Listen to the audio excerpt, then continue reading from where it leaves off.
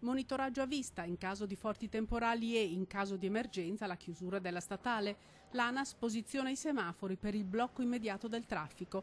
Si sta provvedendo anche all'illuminazione del tratto di strada interessato dalla colata. Ci sono tutta una serie di altre azioni propedeutiche alla sicurezza per il transito sulla Lemagna, un protocollo che mette nero su bianco quello che è importante fare. Acquabona di Cortina tanto quanto a Cancia di Borca, dove il controllo visivo e gli impianti di allarme sono operativi da tempo.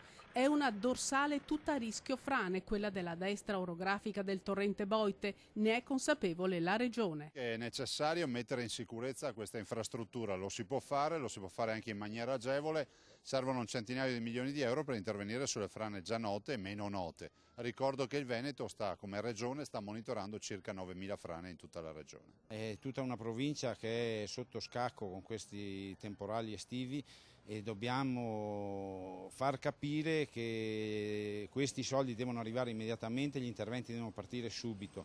Servono tanti soldi e c'è chi ha le idee molto chiare su dove trovarli, sono le accise dovute per il Vajont. Li incassa lo Stato, io penso che dovrebbe esserci un vincolo di destinazione, se non altro morale, e credo che potrebbero essere destinate queste accise a questo tipo di interventi.